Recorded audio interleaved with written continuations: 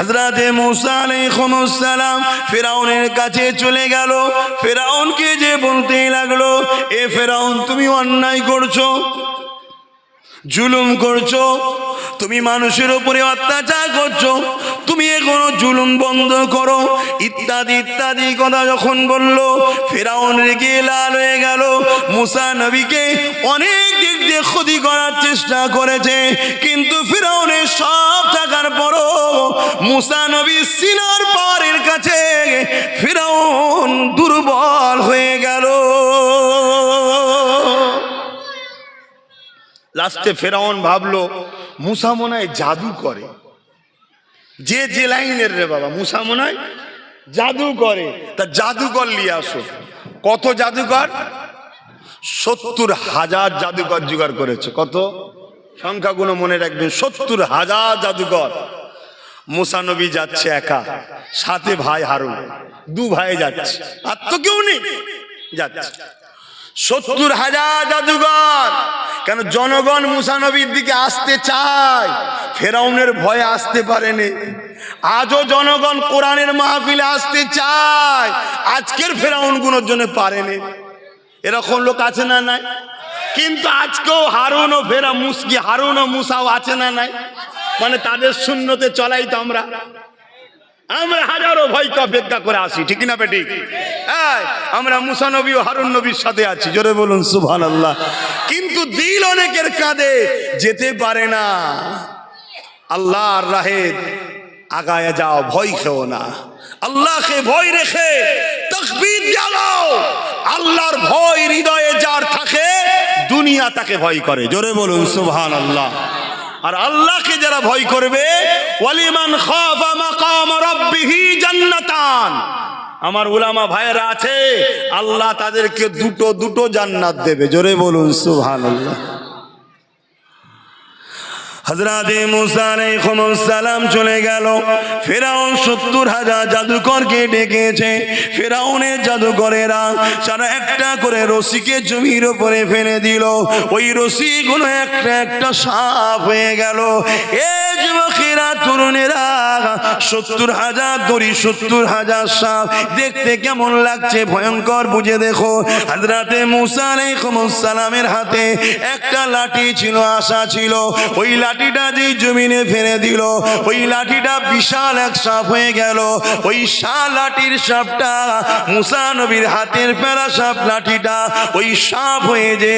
এ যুবকেরা, তরুণীরা, বাবেরা, এইভাবে যত ফেরাউনের সাপ ছিল, ওই নবীর জাদুঘরের সাপ ছিল, ওই সাপগুলোকে সব গিলে গিলে খেতে লাগলো। কিন্তু এখানে একটা মজার বিষয় আপনাদের জানায়, মুসা নবী লাঠি ছেড়েছে, সাপ হয়ে গেছে। ফিরাউনের জাদুকররাও লাঠি ছেড়েছে, সাপ হয়েছে। কিন্তু মুসা নবী যখন লাঠিটা ফেলেছে, মুসা নবী সাপ হয়ে যাবার সাথে সাথে ওই 70,000 জাদুকর ফিরাউনের পয়সায় যে এসেছিল, সে আর দাঁড়ালো না। তারা আগিয়ে এসে মুসা নবীর কদমে পড়ে গেল। ও হযরতে মুসা, আমরা ভুল করেছি, ক্ষমা কর।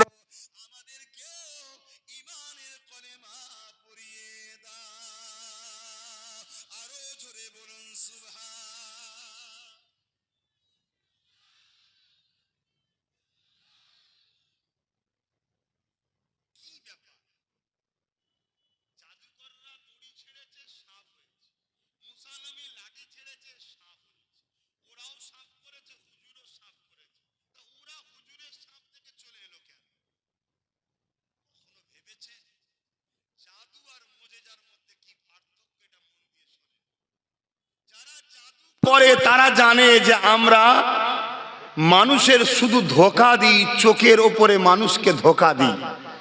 জাদুকররা জানে 70,000 দড়ি, 70,000 দড়ি আছে, একটাও কিন্তু হাকিকাতে সাপ হয়নি, লোক দেখছে সাপ। শুনছেন তো নাকি? ওটা হাকিকাতে কি আছে? দড়ি। কিন্তু জাদুকররা দেখছে লাঠি, তো লাঠি আর নেই রে, সত্যিকারেরই সাপ হয়ে গেছে, জোরে বলুন সুবহানাল্লাহ। আরো চিৎকার দিয়ে বলুন সুবহানাল্লাহ। অতএব এই ক্ষমতাটা কার? আল্লাহর। জাদুকরের ক্ষমতা নাই, কেন শয়তানের তাবেদারি তারা, তাই সাপ হয় না, দড়ি থাকে, কিন্তু লোক দেখছে সাপ। আর মুসা নবীরটা লাঠি ছিল, এখন আর লাঠি নেই, সত্যিকারের একটা সাপ হয়েছে বিশাল বড়, জোরে বলুন সুবহানাল্লাহ। তাই জাদুকররা বলছে আরে এ তো জাদুকর নয়, এ তো নবী। কারণ নবীদেরকে আল্লাহ মোজেজা দেয়, অলিদেরকে কারামত দেয়। চলো দেরি করুনি, এই ফেরাউনের পাল্লাই পড়লে জাহান্নামে যেতে হবে, চলো। তারা সব যে মুসা নবীর কাছে ঈমানের কলেমা পড়লো, জোরে বলুন সুবহানাল্লাহ, আরো জোরে বলুন সুবহানাল্লাহ। কিন্তু আমার বুঝাবার বিষয়, জালিম জুলুমের চেষ্টা করেছে না করেনি? কিন্তু মুসা নবী ঈমানের শক্তিতে কামিয়াবি হচ্ছে না হয়নি? বাপেরা এটা শুধু নয়, যুগে যুগে নবী আলাইহিস সালামদের উপরে দুই শক্তি সব থেকে বেশি অত্যাচার করেছে। এক শক্তি হলো অন্যায়কারী শাসক, জালিম শাসক, তারা নবীদের উপরে সব থেকে বেশি জুলুম করেছে। দ্বিতীয় নম্বর হলো ধর্মের দোকান খুলে যারা ভণ্ডামি করে, তারা নবীদের উপরে সব থেকে বড় জুলুম করেছে। এ যুবকেরা, এই জুলুম থেকে আমার নবী পাক বাদ যায়নি। আমার নবী পাকের উপর অনেক জুলুম হয়েছে। আমার নবী পাকের উপরে জুলুম করেছিল ফেরাউন, আমার নবীর উপরে জুলুম করেছিল আবু জেহেল, উতবা, সাইবা, বলহা, চারিদিক দিয়ে আমার নবীকে জুলুম করতে চেয়েছিল। এ যুবকেরা এমনও জুলুম করতে চেয়েছে, আমার নবী পাককে মারার জন্য কুয়া খুঁড়েছে, ওই কুয়াতে আবু জেহেল পড়ে গেছে। পরে আমার নবী তাকে উঠিয়েছে। আমার নবী পাককে মারার জন্য নানান দিক দিয়ে তারা ষড়যন্ত্র করেছে। এমনকি এক তারিখে বিশাল বড় পৃথিবীর জাদুকরকে ডেকে নিয়ে এসেছে। তাহলে জাদুকরদের সাহারা সর্বসময় জালিমরা লাইনা লাইনা, কথা বলছেন না তো? আজকেও যারা জালিম দেখবেন তারাও জাদুকরদের সাহারা নেয়। শুনছেন? এই রিসেন্ট একটা টিভিতে ডিবেট দেখছিলাম,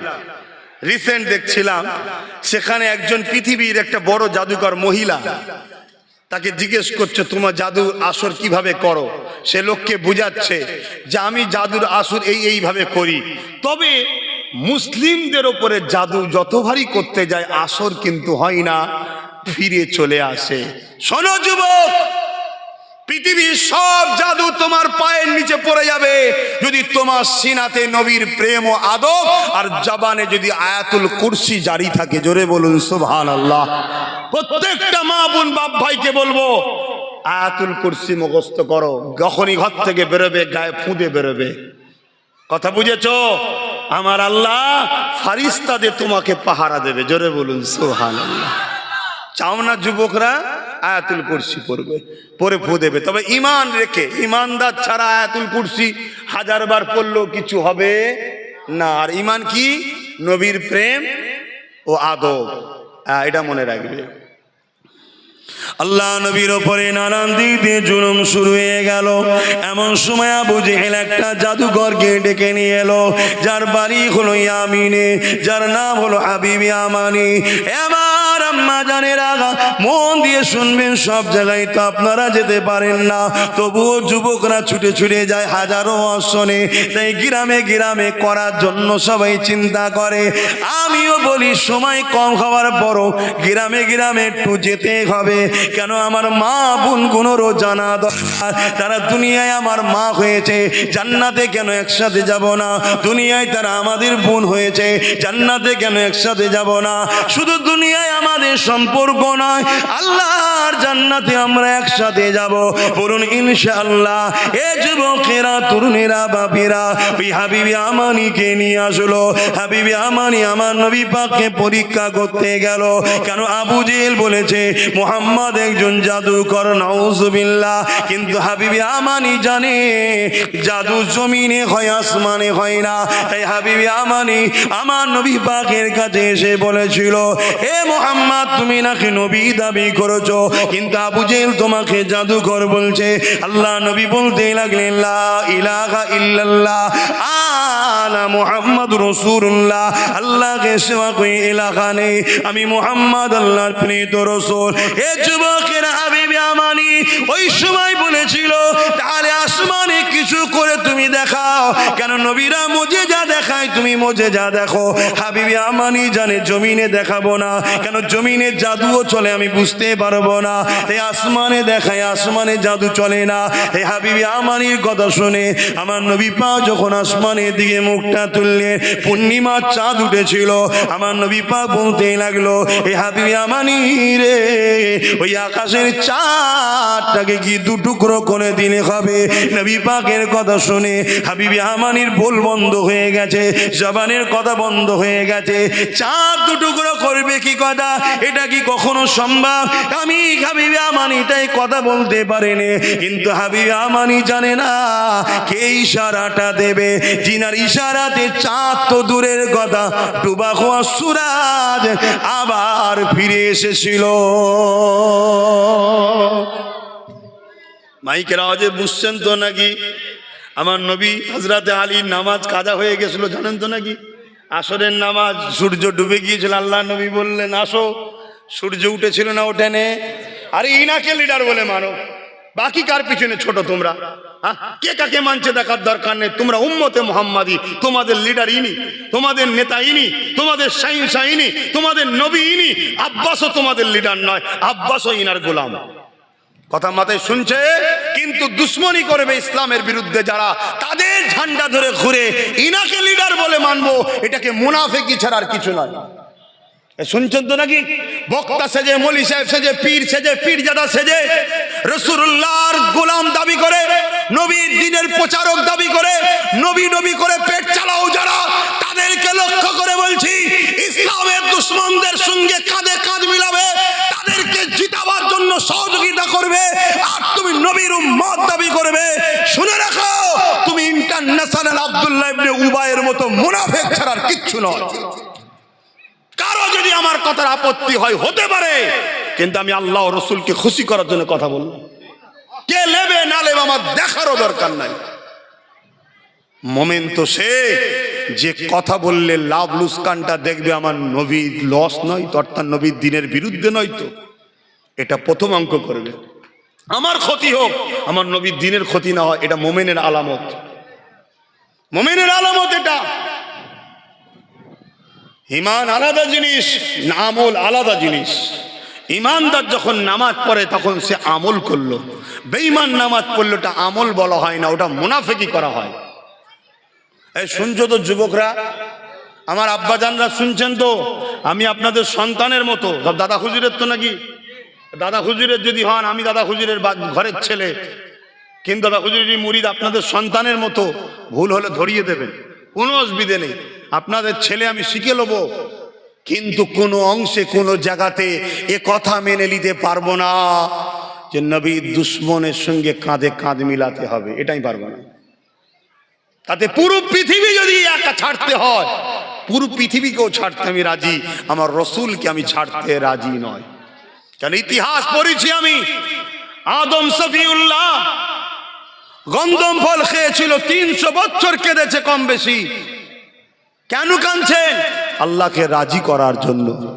ইব্রাহিম খলিলুল্লাহ আগুনে পড়ছে, জিবরিল এসে ধরেছে, চরকিকে ধরে ফেলেছে। ইব্রাহিম বলুন সাহায্য কিছু করব?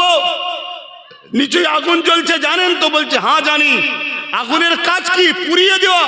ইব্রাহিম তুমি পুড়ে ছারখার হয়ে যাবে, সাহায্য করব? ইব্রাহিম আব্বা, আমাদের আব্বা জান ইব্রাহিম নবী বলেছিলেন, আরে আল্লাহর খুশির জন্য ইব্রাহিম পুড়ে ছারখার হতে রাজি আছে, তবে আল্লাহ ছাড়া কারো সাহায্য চাই না। জোরে বলুন সুবহানাল্লাহ, আরো চিৎকার দিয়ে বলুন সুবহানাল্লাহ। অতএব পুরো পৃথিবী যদি আমার বিরুদ্ধে হয়ে যায় কোনো অসুবিধা নেই। আজ বড় দুঃখ লাগছে, আমার নবীর দ্বীনকে যারাদের ঘরে মুসলমান ফলো করবে তারা সামান্য পয়সায় বিক্রি হয়ে যাচ্ছে, হক কথা বলছে না। আজকে কিভাবে ইসলামের উপর আঘাত দেওয়া হচ্ছে, হক কথা বলছে না, জবান বন্ধ করে রেখেছে। না জানি যদি আমার মাইনে বন্ধ হয়ে যায়, আমার টাকা বন্ধ হয়ে যায়, আমার যদি জেল হয়ে যায়, আমার যদি ফাঁসি হয়ে যায়। আরে তোর যদি আল্লাহ রসুলের জন্য কথা বলাতে ফাঁসি হয়, তুই নিজেকে সব থেকে ধন্য মৃত্যু মনে কর, কেন তোর শহীদের মরণ হবে, বেহিসাব আল্লাহর জান্নাতে যাবি। জোরে বলুন সুবহানাল্লাহ। এ কপালে সবার হয় না, শহীদের মরণ সবার কপালে হয় নাকি? না না, সাহাবা হুজুররা লড়াইয়ের ময়দানে যখনই বেরোতেন আল্লাহর কাছে দূরে কান নামাজ পড়ে দোয়া করতেন, আল্লাহ আমি যেন শহীদ হই, আল্লাহ আমি যেন শহীদ হই। কপালে সবার হয়েছে? এ তো নসিবের ব্যাপার। আর এমনি গা বেঁচিয়ে বেঁচিয়ে চললেও কি বেঁচে থাকা যাবে?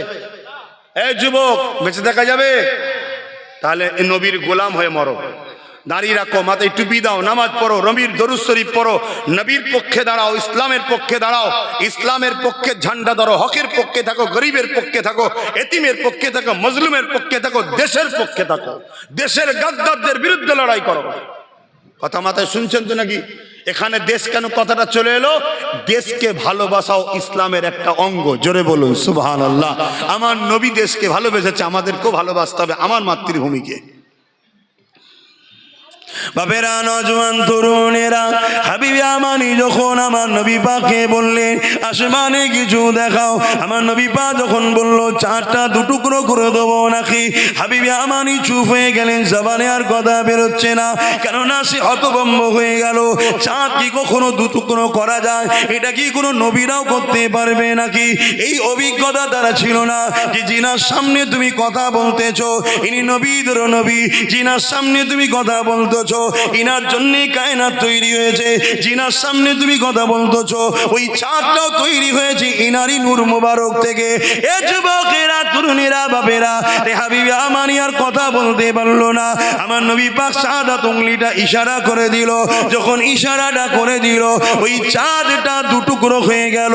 শুধু সামান্য দুটুকরো হয় না, পুরো ইমাতা থেকে উমাতা নিজেকে চিড়ে দিয়ে এক ফালি পাহাড়ের ইমাতাতে আর এক ফালি উমাতাতে।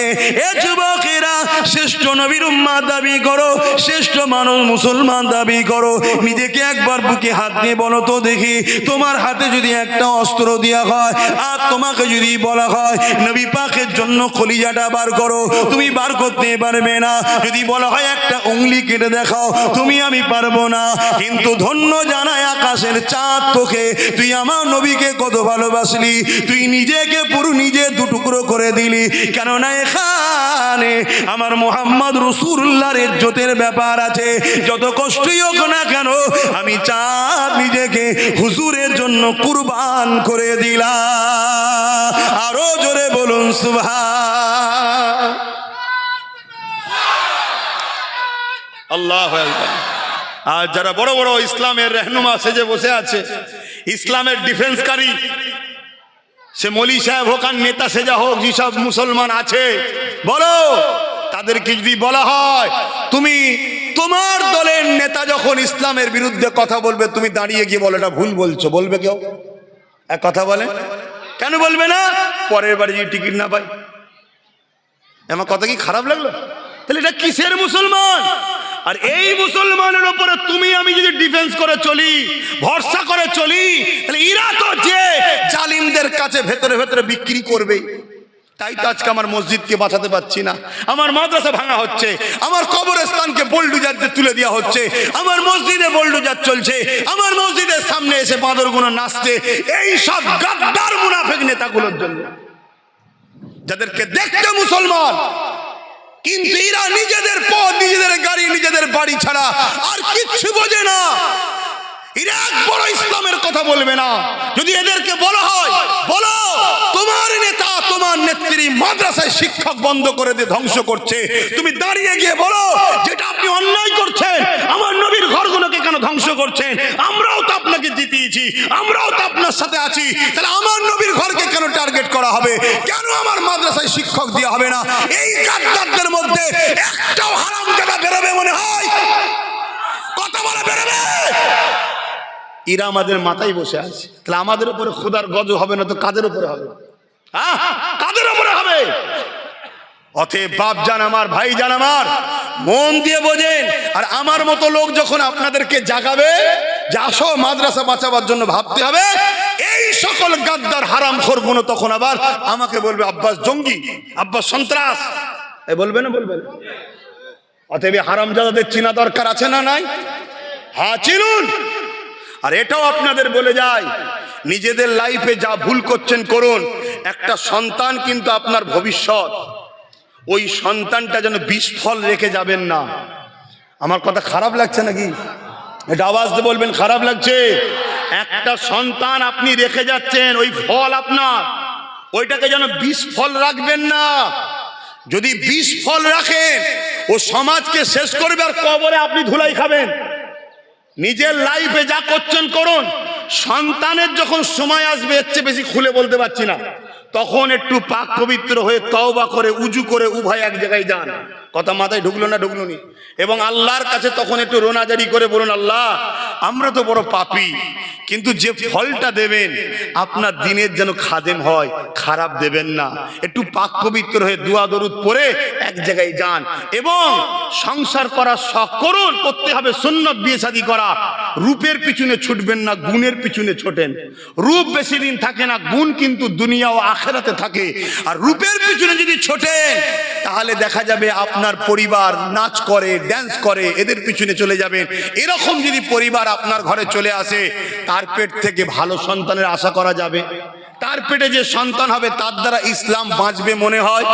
যদি আপনি এমন পরিবার নিয়ে আসলেন, এমন যুবক ছেলে আছে এখন বিয়ে শাদী হয়, লটারি খেলে, লটারি, বিভিন্ন তর্ক তুর্কি করে, তর্কতে অনেক সময় হেরে গিয়ে অনেকে নিজের বিবিকে পর্যন্ত বাজেট লাগায়। এই শুনছেন কোথা সমাজ যাচ্ছে? আরে মুসলমানের ঘরের কথা বলছি। হ্যাঁ জানি এরা মুনাফেক মুসলমান না, কিন্তু সমাজ তো জানে মুসলমান, সমাজ তো জানে। বিবিকে লটারিতে, বিভিন্ন বেটেতে, খেলার লটারি হোক, বিভিন্ন জায়গায় লাগিয়ে দেয় যে আমি হেরে গেলে আমার বিবিতে দেবো। এরকমও অনেক জায়গাতে অনেকে হেরে গেছে, তার বিবি যে জিতেছে সে নিয়ে এসছে। এই বিবির পেটের যদি সন্তান হয়, সে সন্তান কখনো মানুষের কল্যাণ চাইবে, ধর্মের কল্যাণ চাইবে? সে মুসলিম ঘরে থেকে পুরো মুসলিম জাতিকে জবাই করার জন্য ইসলামের দুশ্মনদের সঙ্গে ভেতরে আঁতাত রাখবে না রাখবেন? মুনাফেক চিনুন। যদি মুনাফেক না চিনতে পারেন, আগামী দিন মসজিদ বাঁচাতে পারবেন না। মুনাফেক যদি চিনতে না পারেন, আগামী দিন মাদ্রাসা বাঁচাতে পারবেন না। কলিকাতার রাজপথে দাঁড়িয়ে যে চিৎকার দিয়ে বলেছিল মসজিদ আমি বাঁচাবো, মসজিদের জন্য চিল্লাবো, গত কদিন পেপারে দেখছেন না ইসলামের সবথেকে বড় দুশমন উত্তরপ্রদেশের টাকলার সঙ্গে কথা বলছে, দেখেছেন না? দেখেন, এই মুনাফেক গাদ্দার গুলোকে চিনুন। যদি এদেরকে চিনতে না পারেন, আল্লাহর ঘর বাঁচাতে পারবেন না। আর আল্লাহর ঘর যদি আপনার সামনে শহীদ হয়, আর আপনি যদি ঘরে পরিবার নিয়ে হালুয়া রুটি খেয়ে বেড়ান, নিরাপদে গায়ে হা হা লাগান, মনে রাখবেন আপনার জন্য জাহান্নাম অপেক্ষা করছে, জান্নাত নয়। হতে পারে আপনি পীর সাহেব, আল্লাহর কাছে পীর সাহেব নাই, মানুষের কাছে। হতে পারেন আপনি পীরজাদা, আল্লাহর কাছে নয়, মানুষের কাছে। হতে পারেন আপনি বড় মুফতি মাওলানা, হতে পারেন আপনি বিরাট কিছু, কিন্তু আল্লাহর জাহান্নাম আপনার অপেক্ষায় রয়েছে। আমার কথায় কারো অসুবিধা হচ্ছে বাপ? আমি যে চিৎকার দিচ্ছি আমার গদি বাঁচাবার জন্য নাকি? আজান হচ্ছে? আচ্ছা, আজানটা হয়ে যাক, কেউ উঠাউঠি নাই। দুয়ার পর এখনো একটা নামাজ হবে, অসুবিধা আছে? এখানে নামাজ হবে, উঠাউঠি। অনেক জায়গায় দেখছি 2-4 জন উঠছে নামাজের জন্য, উঠছে, এখানেও নামাজ হবে। এই মাহফিলের গুরুত্বকে অবজ্ঞা করবেন না। বলেছে নাকি যাস যাবি মাহফিলে বসবি না? কেউ যদি কোরআন ও হাদিসের মাহফিল থেকে বসতে নিষেধ করে, বাধা দেয়, অবশ্যই জেনে রাখবেন সে ইসলামের দুশমন। যদি মুসলিম সূরাতে হয় তাহলে সে মুসলিম সূরাতে মুনাফিক। অতএব তাদের কথা মানা আমাদের জন্য হারাম, চলবে না যদি তুমি মুসলমান হও। আর যদি মুসলমান না হও তা আলাদা কথা বাপ, তোমার ধর্ম নিয়ে তুমি থাকো, এতে আমার কোনো যায় আসে না। যে যার ধর্ম করবে, ঠিক না বেঠিক? যার বিশ্বাস, যার রাস্তা, যার ভালোবাসা তার কাছে, এতে আমার কোনো রকম আলোচনা সমালোচনার কোনো কিছু বিষয় নাই। কিন্তু আপনি দাবি করবেন আমি ইসলামের অনুসারী আর কাজ করবেন শয়তানের, ওটাকে মেনে নেওয়া যাবে না। কেন? আপনার জন্য আমার ইসলামের গায়ে দাগ লাগানো হচ্ছে, আপনার জন্য আমার ইসলামকে লোক ছোট বড় কথা বলবে, এটাকে কখনো মেনে নেওয়া যাবে না। আপনি ঘোষণা দিয়ে দেন যে আমি ইসলামের নয়। আমাদের কোনো আপত্তি আছে ভাই? আমার আব্বাজানরা কোনো আপত্তি আছে? পৃথিবীতে 700 কোটির ওপরে মানুষ আছে, 200-250 কোটি হলো মুসলমান, বাকি সব অমুসলিম। আমাদের কোনো অসুবিধে হচ্ছে ভাই? হয় না। আমাদের ভারতবর্ষে 140 কোটির ওপরে মানুষ আছে, তার মধ্যে সরকারি হিসাবে এই 50-55 কোটি হচ্ছে মুসলমান। বাকি যা আছে 90 কোটি হোক বা 95 কোটি হোক, সেগুলো সব আমার অমুসলিম ভাই বোনেরা আছে। আমাদের কোনো অসুবিধা আছে? কোনো অসুবিধা নেই। ঠিক তেমনই আপনাদের মধ্যে আমাদের গ্রামে যদি কিছু ছেলে অমুসলিম হয়, এতে আমাদের কোনো অসুবিধে নাই। কিন্তু অসুবিধে ওই জায়গাটায়, মুসলিম দাবি করে কাজ করবে শয়তানের, মুসলিম দাবি করে কাজ করবে আল্লাহ ও রসুলের বিরুদ্ধে, ঠিক আছে বারে, তাহলে কিন্তু আমাদের একটা সমস্যা আছে। কেন সমস্যা? তুমি হলে ইসলামের দুশ্মনদের খোরাক। তোমাকে দেখে ইসলামকে লোক গুলি করবে, তোমাকে দেখে ইসলামের বিরুদ্ধে লোক ঘন্টা খানেক প্রোগ্রাম তৈরি করবে, তোমাকে দেখে ইসলামের বিরুদ্ধে মিডিয়া কোনো হুন্নে কুকুরের মতো ছুটোছুটি করবে। তোমার দ্বারা আমার ইসলামের ওপরে কেউ কথা বলবে আর আমরা চুপ থাকবো উলামারা, এটা হতে পারে না। তবে আবার উলামাদের মধ্যে দুটো দল আছে, এগুলো একটু ভূমিকা শুনে রাখেন। উলামাদের মধ্যে দুটো দল আছে, একটা খায়রুল উলামা আর একটা শাররুল উলামা। একটা ভালো উলামা, একটা খারাপ উলামা। এটা আমার আব্বা বলেনি, আমার দাদা মুজাদ্দেদ জামান বলেনি, এটা নূর নবী দয়ান নবী জানিয়েছেন যে আমার উম্মতের মধ্যে যারা উলামা হবে এদের মধ্যে দুই ধরনের থাকবে, একটা উলামায়ে সু খারাপ উলামা আর একটা খায়র উলামা ভালো উলামা। খারাপ উলামা কারা? যারা কোরআন হাদিস শিখেছে, এলেম আল্লাহ দিয়েছে, কিন্তু দুনিয়ার জালিম শাসকের দালালি করবে, এক কথায় যেটা আপনারা বুঝবেন। আর ভালো উলামা কারা? যারা নিজের জানকে বাজি লাগিয়ে শাসকের বুলেটের সামনে দাঁড়িয়েও আল্লাহ ও রসুলের পক্ষে হক কথা বলবে। জোরে বলুন সুবহানাল্লাহ। এই হলো উলামা। এটা আজকে নতুন নয়, যুগ যুগ ধরে চলে আসছে। তবে আখরি জামানা তো, এখন একটু সংখ্যাটা বাড়ছে খারাপের। এটা যুগ যুগ ধরে ছিল, সময়ের সাথে সাথে সব আলোচনা করছি। ধৈর্য আছে তো নাকি? সময়ের সাথে সাথে আলোচনা একটার পর একটা আসবে। আমাদেরকে জানতে হবে, আমাদেরকে আল্লাহ সৃষ্টি করলেন, আল্লাহ আমাদেরকে দুনিয়ায় পাঠিয়েছেন কিছুদিনের জন্য, এমনি এমনি নয়। সব হিসাব নেবে আল্লাহ, জবাব সেদিন দিতে হবে আল্লাহর কাছে। আমি তো ভেবেছিলাম খুব রোদের গরম, গতকালকে আমি মালদায় ছিলাম, জান খারাপ হয়ে গেছে গতকালকে। একটা জলসার জন্য গেছি প্রায় 7.5 ঘন্টা গাড়িতে, আবার এসেছি 7.5 ঘন্টা, অজ করেই বেরিয়ে চলে এসেছি। গেছি, নামাজ পড়েছি, উঠেছি, জলসা করেছি, নামাজ পড়েছি, গাড়িতে উঠেছি। কি কষ্ট বুঝতে পারছেন? আর তারা গিয়ে দেখি বিশাল ময়দান, ঈদগাহ, কথা বুঝলেন, বিশাল ঈদগাহ, দেখে যান ভরে গেছে। আর আল্লাহ কারে হাজারো মানুষ জড়ো হয়েছে কোরআনের মাহফিল, দিন ইসলামের আলোচনা শোনার জন্য, কিন্তু ছাই নেই। আর গতকালকে রোদও ছিল খুব, আজকে তো দেখছি মেঘলা। আমি গতকালকে ফোন করে বলেছি এদেরকে একটু কিছু একটু ছেয়ে দিয়েছে, তো যা ছেয়েছে ডিস্কো ছাওয়া হয়ে গেছে, ওইখানে একটুখানি ছেয়েছে। তো যা, কিন্তু আজকে ছাওয়ার আর প্রয়োজন নাই, তারপরেও কিন্তু ছেয়েছে। যাই হোক, তা আস্তে আস্তে যদি পারো খুলে দিতে পারো, দেখতে ভালো লাগবে। ছেলেরা বলছিল দেখতে ভালো লাগবে, তাই তা আমি এখানে আলোচনা করি। কমিটির 2-1 পারো তো আস্তে আস্তে খুলে গুটিয়ে দাও, কেন আজকে মহল ভালো আছে, আল্লাহ দয়া, মেঘলা মেঘলা আবহাওয়া আছে। শীতের সময় তো ঠান্ডা হচ্ছে না, আর বর্ষায় পানিও হচ্ছে না। কয়েকটা ভলেন্টিয়ারকে বলবো ওই দূরে দাঁড়াতে, এদিকে আর কেউ না আসে, এসলে আবার দাঁড়িয়ে থাকবে। এই কমিটির ছেলেগুলো কই, জলসা কমিটি এই ব্যাচ পরে ঘুরছাই, দেখো কয়েকজন ওখানে দাঁড়াও, এই দিকে না কেউ আর আসে কেন? এই দিকে দাঁড়ালে আবার সেই বাঁশের কাছে দাঁড়াবে। একটু আলোচনার দিকে যাচ্ছি। দরুদ শরীফ আল্লাহুম্মা সাল্লি আলা। এই মোবাইলগুলো বন্ধ রাখো। ওয়ালা আলি।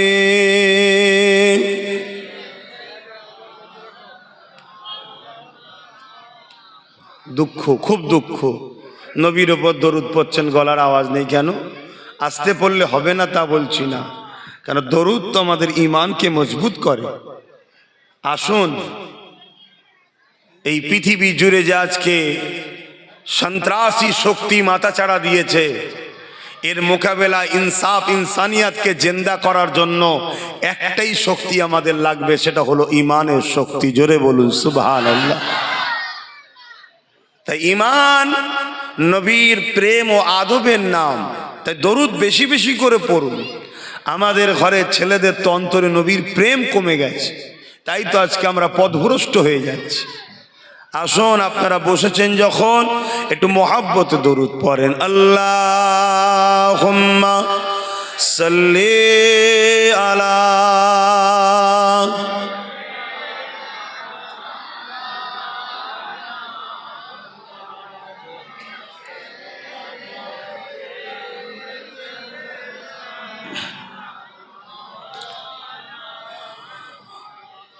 أعوذ بالله من الشيطان الرجيم.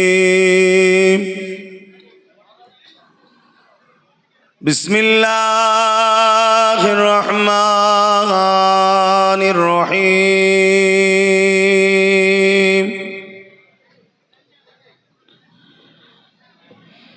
الحمد لله الحمد لله نحمده ونستعينه ونستغفره ونؤمن به ونتوكل عليه ونعوذ بالله من شرور أنفسنا ومن سيئات أعمالنا.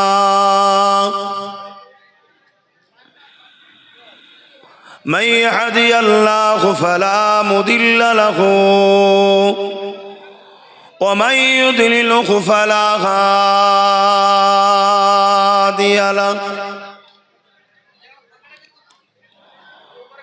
ونشهد أن لا إله إلا الله وحده لا شريك له.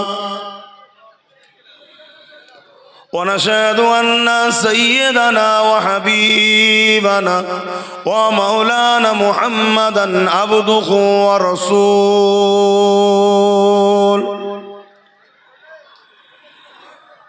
أما بعد فيا أيها الحاضرون رحمكم الله.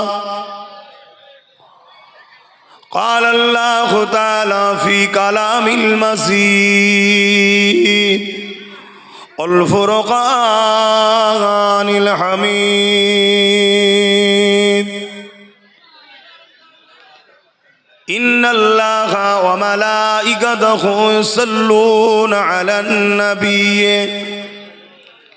يا أيها الذين آمنوا صلوا عليه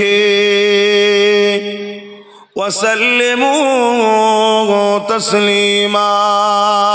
اللهم صل على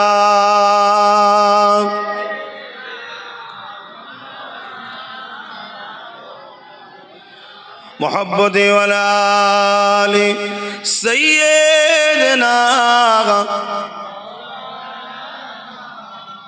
আর উচ্চ আওয়াজে আল্লাহুম্মা সাল্লি আলা।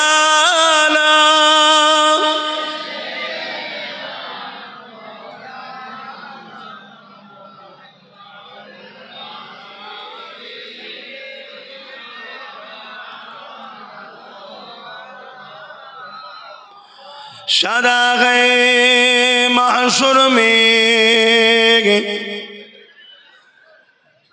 लब्बाई लब्बाई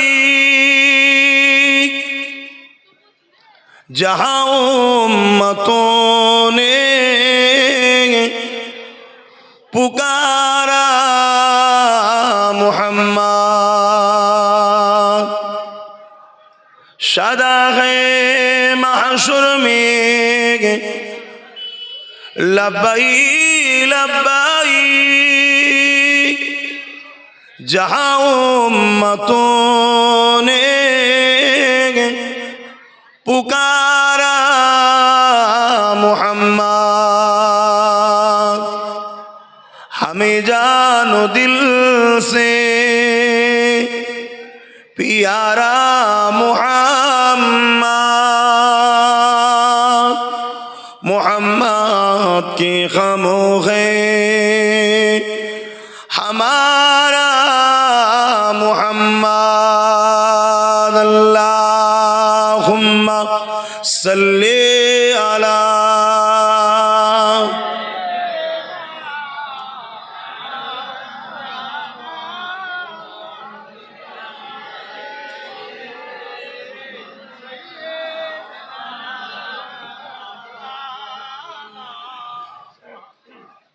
मदगार जिसी का रसूले खुदा हो उसे और हिम्मत का परवाह किया है मदुल खो चले आ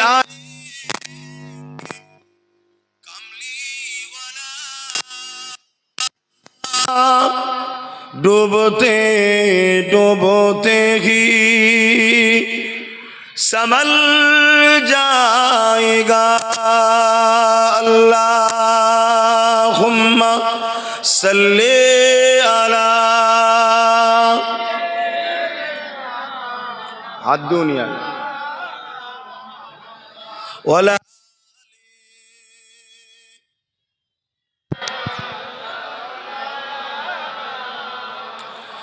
कलमे ला इलाहा इल्लल्लाह ला इलाहा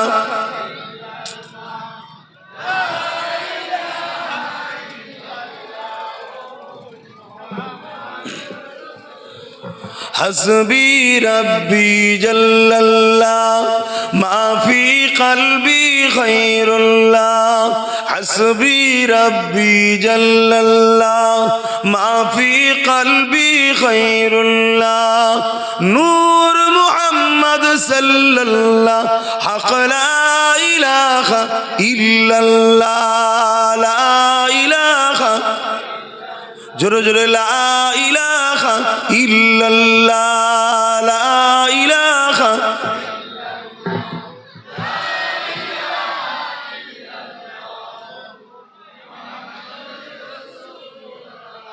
बाप जानेरा आज থেকে 6-7-10 বছর আগে মানুষ এভাবে কিন্তু যুবকরা মাহফিলে বসতো না কি গো ভুল বলছি নাকি বসতো না যুবকরা সব সিনেমা হলে এদিক ওদিক আড্ডা দিত আল্লাহ করে আজকে আমাদের যুবকরা পরিবর্তন হয়ে কোরআনের মাহফিলে যায় মসজিদে যায় দিন ইসলামের আলোচনার মাহফিলে যায় এতে আপনারা খুশি না বেজার কিন্তু ইবলিস কি খুশি তো ইবলিসের চেলা মানবরূপী এ সমাজে আছে না নাই তারা কখনো চায় না যে আপনারা কোরআনের মাহফিলে যান কখনো চায় না তারা দিন ইসলামের আলোচনায় যান তারা চায় আপনারা গানে যান যাত্রায় যান জুয়ায় যান সিনেমায় যান কেন আপনারা যত এইদিকে যাবেন তাদের ফায়দা হবে কি ফায়দা হবে আপনাদের ঘরে লুটতে সুবিধা হবে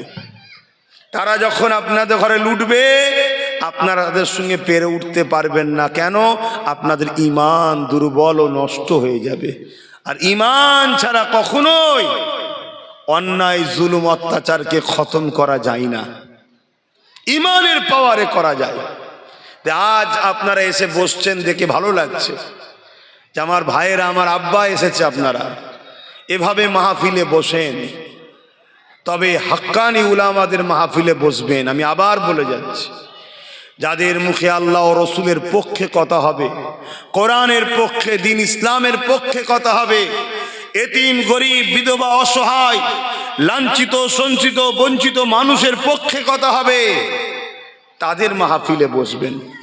যারা জালিমদের দলদাস হয় তাদের সঙ্গে উঠা বসা করবেন না, আল্লাহর হস্তে বলে যাচ্ছে। ইসলামকে আমরা অনেকে মনে করি দাড়ি, টুপি, নামাজ, রোজা। না, ইসলামকে বাঁচাবার জন্য জীবন লাগলেও দিতে হবে। কেন? ইসলাম ইনসাফের নাম। বলছিলেন না মৌলানা স্যার? ইসলাম ইনসানিয়াতের নাম। ইসলাম ক্ষুধার্ত মানুষকে খানা খাওয়াবার নাম। ইসলাম বস্ত্রহীনকে বস্ত্র দিবার নাম। ইসলাম অন্নহীনকে অন্ন দিবার নাম।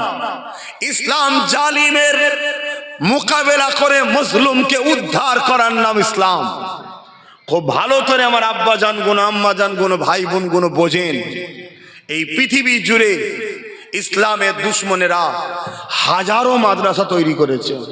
আমার কথা আশ্চর্য লাগলেও তথ্যভিত্তিক আলোচনা করছি।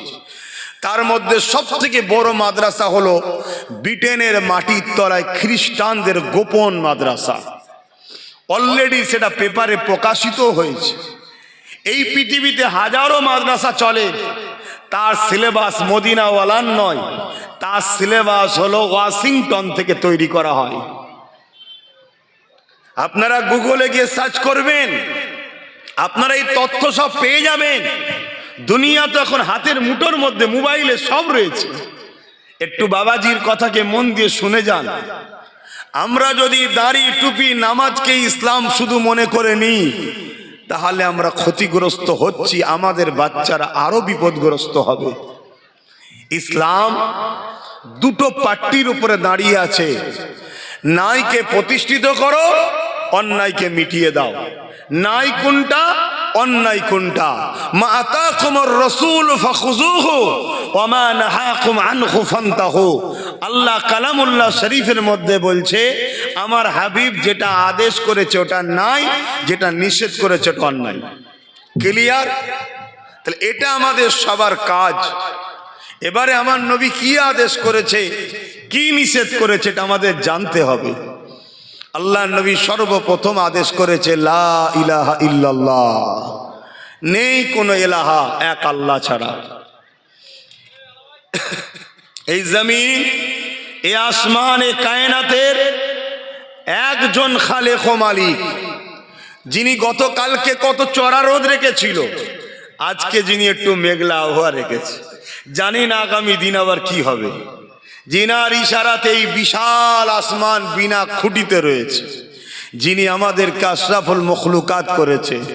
সব থেকে বড় বিষয় আজকের দিনে, যিনি আপনাদের মতো মানুষগুলোকে ভুল করার পরও আমাদেরকে জান্নাতের বাগানে নিয়ে এসে ছোট ছোট গুনাহগুলো মাফ করিয়ে দেবেন। জোরে বলুন সুবহানাল্লাহ। এখানে যতজন যুবক বসেছো, আজকে বলে যাচ্ছি শোনো, তোমাদের যত ছোট গুনাহ ছিল আজকে মাফ হয়ে যাবে। জোরে বলুন সুবহানাল্লাহ। কেন? তোমরা আব্বাস সিদ্দিকীর কথা শুনতে আসনি, আব্বাস আল্লাহ রসুলের কথা বলবে ওটা শুনতে এসছো। তোমরা আমার জন্য কেউ আসনি।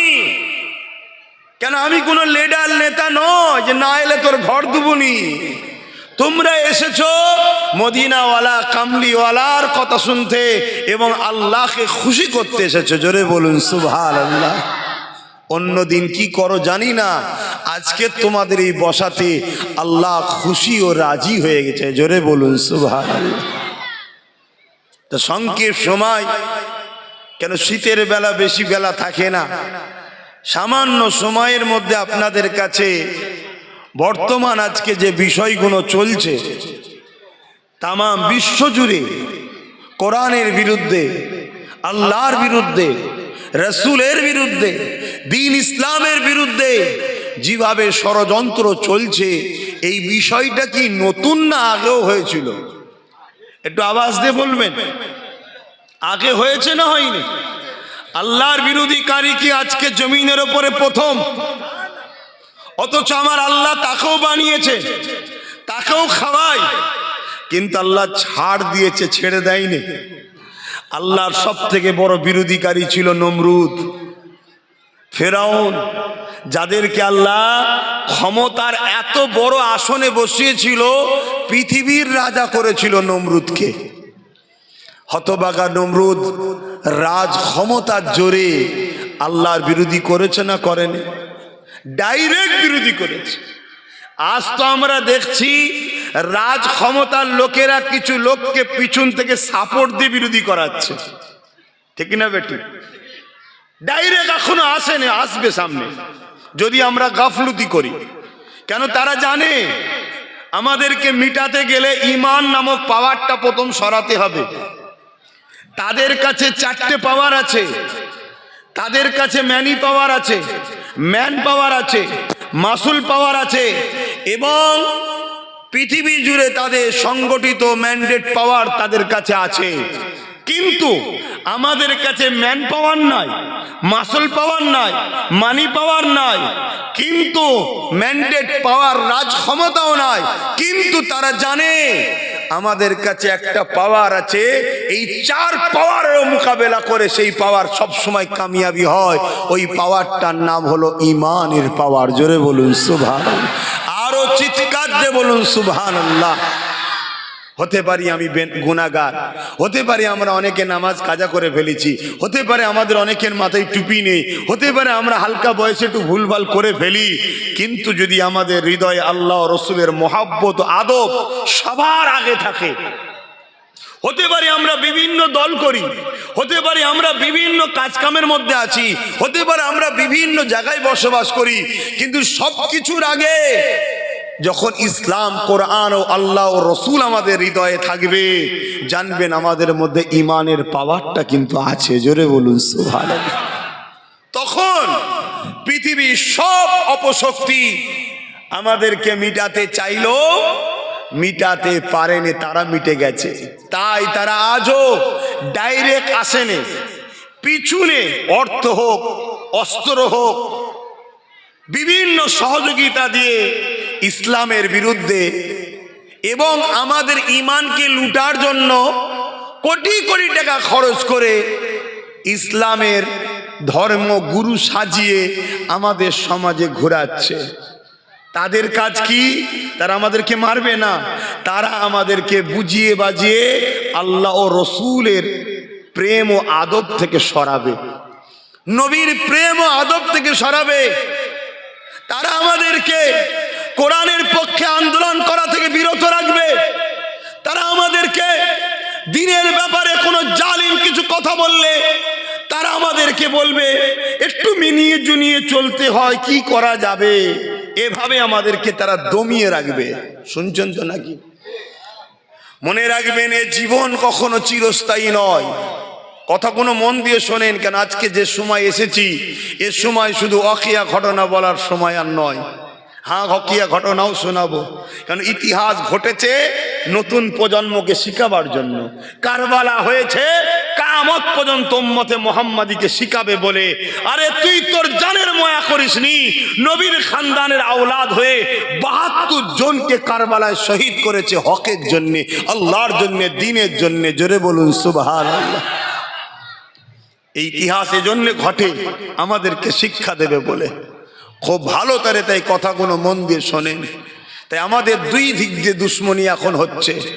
একদল লোক পিছনে শাসকের হাত আছে, তারা সেই শাসকের শক্তি নিয়ে আমাদের বিরুদ্ধে লেগেছে।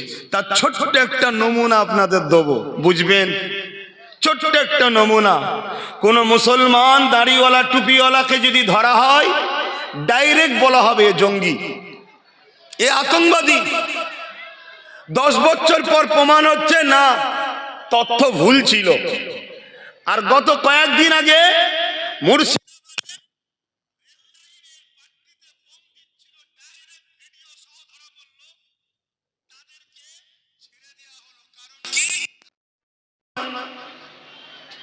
কথা মাথায় ঢুকছে না, ঢোকে না? আজকে যদি কোনো মুসলমান, এই দুটো ছেলে যদি হতো, পুরো মিডিয়া আজকে তোর পার করতো, পুরো মিডিয়া তোর পার করতো। তারপরে আজকে একদল রাজনীতির লোকেরা আছে, বুঝতে পারছো, যারা দেশটাকে শেষ করছে।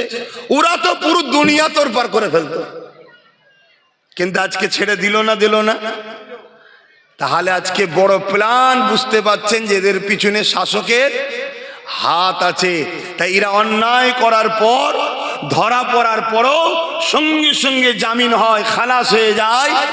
আর মুসলমান ঘরের ছেলে, সে যদি দেশপ্রেমিক হয়, তাকে যদি সন্দেহ করে নিয়ে যাওয়া হয়, 10 বছর ধরে তাকে তদন্ত করার পর বলা হয়, তাও একটা ছোট্ট পেপারের এক কোণে বেরোবে না ও নির্দোষ ছিল। আমার কথায় কি অসুবিধা হচ্ছে আপনাদের? অকিয়া শোনাবো, দাঁড়ান না বাপ, অকিয়া শোনাবো। আমি প্রথম দুশ্মনগুলোকে একটু চিনাই। তবে মনে রাখবেন, এটা নতুন নয়।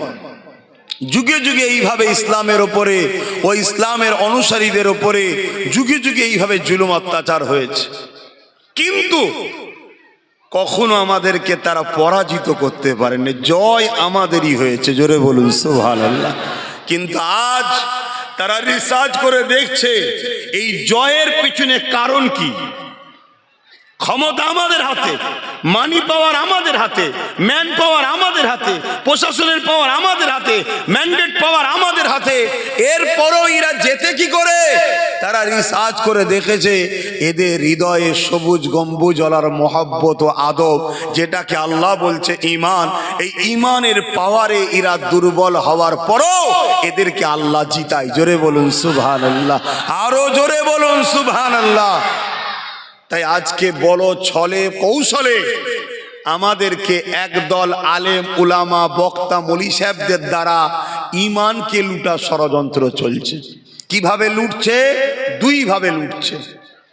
দুই ভাবে। এক হলো নবীর মহব্বত ও আদব আমাদের হৃদয় থেকে বার করছে, এটা বেরিয়ে গেলে ঈমান থাকবে? আর বলুন, একটু আওয়াজ দেন। থাকবে না। আমার ভাইগুলো সব অনেকে দাঁড়িয়ে রাখেন, মাথায় টুপি নেই, কিন্তু কেউ কাফের বেঈমান বলতে পারবে? কথা বলেন। কিন্তু তাহাজ্জুদ পড়ে, 5 ওয়াক্ত নামাজ পড়ে, কিন্তু নবী পাক সাল্লাল্লাহু আলাইহি সাল্লামের মহব্বত ও আদব দিলে নাই। তার মধ্যে ঈমান আছে? ঈমান নাই। এ গুনাহগার, বেঈমান নয়। আর সে দেখতে নামাজি লাগছে, দেখতে মুফতি লাগছে, দেখতে বক্তা লাগছে, দেখতে স্কলার লাগছে, দেখতে তাফসীর পড়ায়, বুখারী পড়ায়, বড় পণ্ডিত, কিন্তু নবী না থাকার জন্য ইসলাম ওকে কাফের ঘোষণা দিয়েছে, চির জাহান্নামী। আর আমার যুবক আজ গুনাহ করছে, কাল হতে পারে ও নামাজি হবে, রোজাদার হবে, দাড়িওয়ালা হবে, তওবাকারী হবে, হাজি হবে, কলেমা পড়তে পড়তে আল্লাহর জান্নাত যাবে, কেন নবী ওর দিলে আছে। জোরে বলুন সুবহানাল্লাহ। এরপরেও কোনো কারণে যদি এরা ভুল করে চলেও যায়, আল্লাহ চাইলে ময়দানে মাহশরে মাফ করতে পারে না? পারে না? ওয়াদা করেছে না করেন? তাহলে আমি বলতে পারি না যে তোকে মাফ করবে না, কেন? তুমি আমার বান্দা নয়, আল্লাহর বান্দা। কিন্তু যদি আল্লাহ মাফ নাও করে, জাহান্নামে যাবে, শাস্তি খাটবে, অন্যায় করেছে। ঈমান থাকার দরুন একদিন না একদিন জান্নাতে যাবে, কিন্তু ওই দিকে যার দিলে নবী নেই। তাহলে এই একটা কায়দায় আমাদেরকে শেষ করা হচ্ছে বেঈমান। আর একটা কায়দায় বেঈমান করা হচ্ছে। কি কায়দায়?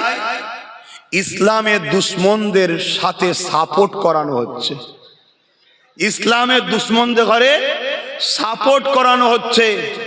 যারা কোরআন মিটাতে চায়, যারা মাদ্রাসা মিটাতে চায়, যারা মসজিদ মিটাতে চায়, যারা ওয়াকাফকে মিটাতে চায়, বড় প্ল্যান করে তাদেরকে শক্তিশালী করার ষড়যন্ত্র চলছে।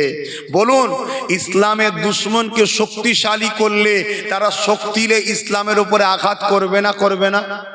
ইসলামের শক্তিলে তারা তাদের শক্তিলে ইসলামের মসজিদ ভাঙবে না? ভাঙবে না? মাদ্রাসা ভাঙবে না? ভাঙবে না? কোরআনকে বন্ধ করার ষড়যন্ত্র করবে না? করবে না? এই কাজে যদি কোনো নবীর উম্মত মুসলমান দাবিদার তাদেরকে সাপোর্ট করে শক্তিশালী করে, ঈমান থাকবে? আওয়াজ দেন। কিন্তু এই সবের মূলে নেতৃত্ব দিচ্ছে কারা? একদল তথাকথিত সুরাতে সকলে মৌলানা, ওই শাররুল উলামা, খারাপ উলামারা আজকে সমাজে কাজ করছে। এই শুনছেন? এই জায়গাতেই আমার আলোচনা আজকে, এই জায়গাটায়। কেন আমি আবার বলে যাচ্ছি, ইতিহাস পড়ো, ইতিহাস দেখো। এ যুব সমাজ যদি পড়তে না পারো আজকে শোনো, এটা নতুন নয়। ফেরাউনের মতো রাজা মুসা নবীকে মিটাবার জন্য হাজারো চেষ্টা করেছিল। আল্লাহ মুসা নবীকে বলল, মুসা যাও, ফেরাউন সীমা লঙ্ঘন করেছে, ও নিজেকে খোদা দাবি করেছে, মানুষগুলোকে তার উপাসনা করাচ্ছে, মানুষগুলোর উপরে জুলুম করছে, বনি ইসরাইলকে হত্যা করছে, মানুষকে জেলে দিচ্ছে, তাদের উপরে তাদের সম্পদকে লুণ্ঠন করছে। আজকের ফেরাউনরাও করে না? করে না? একটু আওয়াজ দিয়ে বলবেন না? আরে ছোট ছোট ফেরাউন হলো, করে না? করে না? এই খাঁচায় যারাই থাকবে তারাই ফেরাউন। সে দাড়ি রেখে হোক আর দাড়ি চেচে হোক, পুরুষ সেজে হোক আর মহিলা সেজে হোক, মুসলমান সেজে হোক আর গায়ের মুসলমান সেজে হোক, যারাই জুলুম করে তারাই হলো সব থেকে বড় সন্ত্রাস। যারা মানুষের হককে মেরে নেয় তারাই হলো সব থেকে বড় সন্ত্রাস, তারাই হলো সব থেকে বড় জঙ্গি, তারাই হলো সব থেকে বড় আতঙ্কবাদী। আল্লাহর কোরআন বলছে আপনারা মানবেন না? মানবেন না? জোরে বলুন, মানবেন না? মানবেন না? কিন্তু আজকে এই সন্ত্রাসদের মোকাবেলায় আমাদের মতো দাড়িওয়ালা টুপিওয়ালা উলামারা যখন প্রতিবাদ করবে, তারা তখন রাজ ক্ষমতা দিয়ে আমাদেরকেই আবার জঙ্গি বলবে। শুনছেন না শোনেননি? কিন্তু ইতিহাসের পাতা সাক্ষী দিচ্ছে, তাদের হাজারো বলাতে আমার নবীর পক্ষের উলামাদের কোনো যায় আসেনি, আগামী তো আসবে না। কিন্তু আমাদের বলাতে ওদের বারবার কিন্তু পতন হয়েছে, আমাদের বলাতে ওদের বারবার ক্ষতি হয়েছে। তাই তখন ওরা ওই পাওয়ারের জোরে দমন করার চেষ্টা করে। কি করে? কোরআনকে বন্ধ করো, কোরআনের মাহফিল বন্ধ করো, আলোচনা বন্ধ করো, ইসলামের কথা বন্ধ করো। এভাবে তারা হাজারো চেষ্টা যুগে যুগে করেছে না করেন? আল্লাহ